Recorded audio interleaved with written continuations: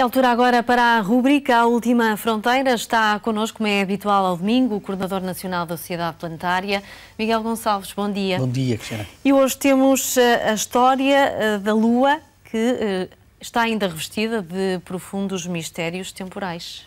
Sim, é verdade. Apesar da Lua acompanhar a humanidade, desde que a humanidade é humanidade, a Lua já tem mais de 4 mil milhões de anos, ainda hoje conserva autênticos enigmas. E para teres uma pequena ideia, a história que nós trazemos hoje é revelada apenas graças à análise das rochas que ainda vieram da missão Apolo, neste caso a Apolo 15.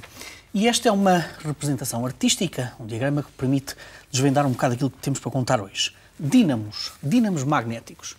Ora, o campo magnético na Terra é fundamental para nós estarmos aqui hoje, protege-nos de todo e qualquer tipo de, muita da radiação que vem lá de fora e, de acordo com um estudo que foi apresentado hoje, a Lua também teve um dínamo e que se calhar, um campo magnético, que se calhar até se prolongou mais no tempo do que aquilo que nós pensávamos.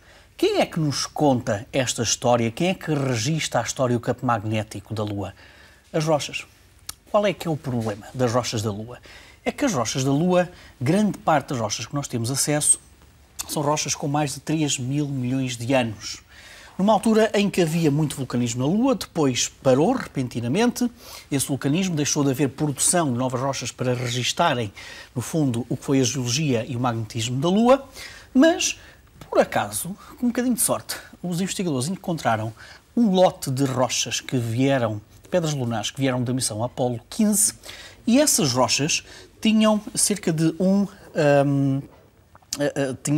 3 a 4 mil milhões de anos e determinaram que, peço imensa desculpa, estas rochas eram muito mais jovens do que aquelas que nós conhecemos e contam-nos que os grãos de poeira, de areia que estavam lá dentro, à medida que se vão cristalizando, vão registrando precisamente o campo magnético. E, portanto, este grupo de investigadores analisaram esses grãos de areia, muito mais recentes, e descobriram que este dínamo de magnetismo, ou seja, um núcleo metálico assim mais ou menos líquido no seu interior que está em algum movimento, permitiu que o campo magnético da Lua existisse pelo menos durante mais 1000 milhões de anos do que aquilo que a teoria e alguns dados científicos apresentavam.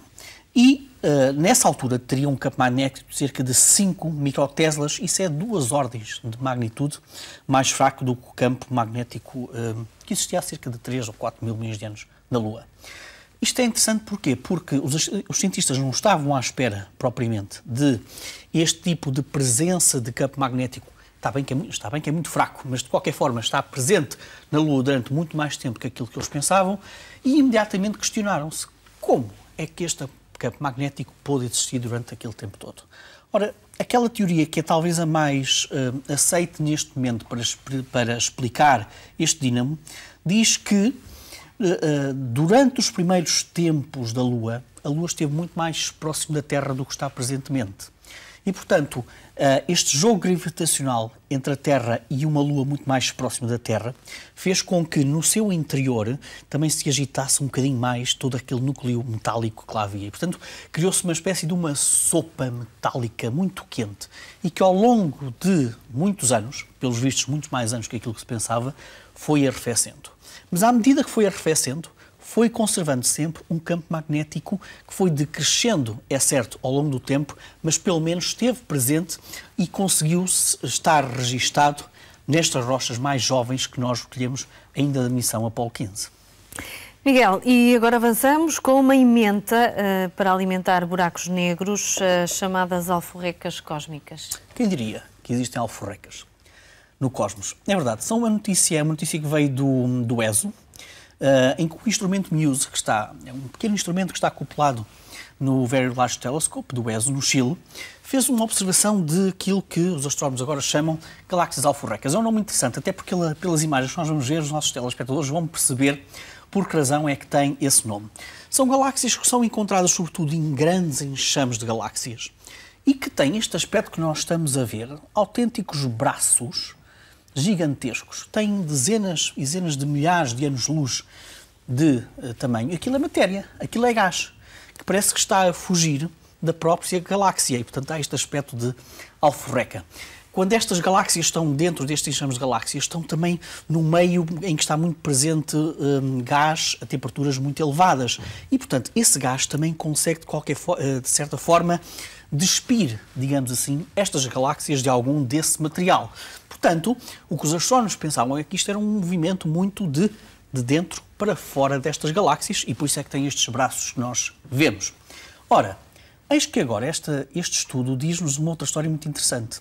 Não é apenas um movimento de dentro para fora que nós estamos aqui a assistir. É que 6 de 7 galáxias alforrecas deste estudo albergam no seu interior um buraco negro super maciço. Não é novidade termos buracos negros nos centros de galáxias, nós conhecemos, sabemos como é que isso funciona, apesar de ainda hoje não percebermos muito bem como é que os buracos negros têm as suas atividades reguladas. Isto é, como é que eles são alimentados, com que frequência são alimentados. O que nós sabemos é que quando eles estão a devorar matéria, eles aquecem muito as suas proximidades e ficam muito brilhantes e, portanto, denunciam logo a sua atividade. Haverá aqui alguma relação entre as alforrecas e estes grandes braços e a alimentação do buraco? Pois existe. De acordo com este estudo, apesar deste gás estar a deslocar-se para fora da galáxia, o próprio buraco negro é tão maciço e é tão poderoso que mesmo assim consegue apanhar alguns destes braços de matéria que aparentemente estão a fugir da galáxia e consegue apanhar alguma desta matéria para ser alimentado, para se alimentar.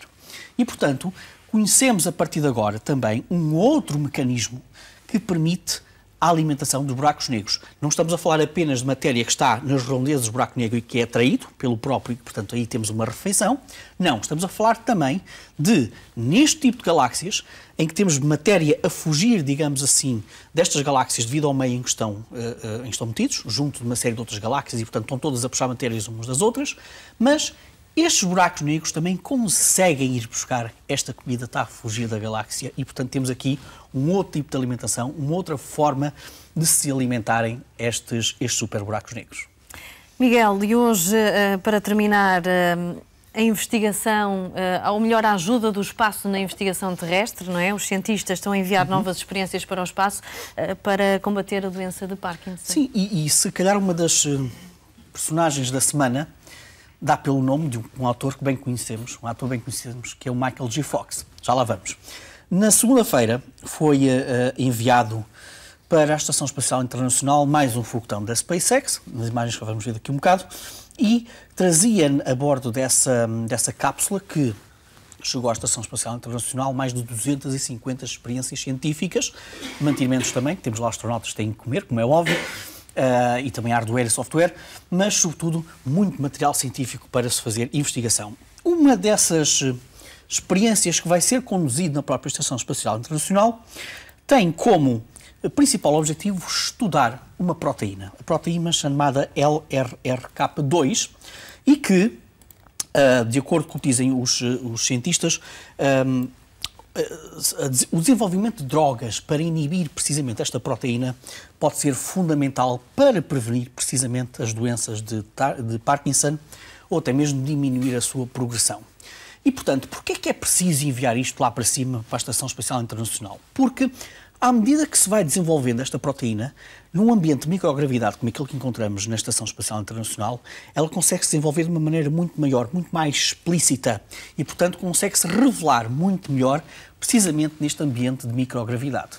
Porquê é que eu falei de Michael J. Fox? Por uma razão muito simples, e que é precisamente a fundação deste ator, que, como nós sabemos, sofre precisamente da doença de Parkinson, é a fundação deste ator que está a financiar precisamente esta investigação a bordo da Estação Espacial Internacional e, se calhar, uma outra maneira de dizer isto é que isto é uma saudável parceria público-privada, digamos assim, para, mais uma vez, naquele laboratório que está lá em cima a 400 km, nós podemos ter também uma luta para uma melhor qualidade de vida na Terra. E, portanto, bravo para esta parceria. Muito rapidamente, vou aproveitar os minutos finais para dizer que amanhã temos um eclipse do Sol, muito parcial em Portugal. Em Portugal continental vai ter apenas entre 16% a 22% de ocultação. Nas ilhas um bocadinho mais, 28% nos Açores, 33% na Madeira. Notas muito rápidas. Nunca olhar para o Sol diretamente. Eu sei que vai ser muito ao final da tarde, por volta das 8 menos um quarto, mas nunca olhar diretamente para o Sol.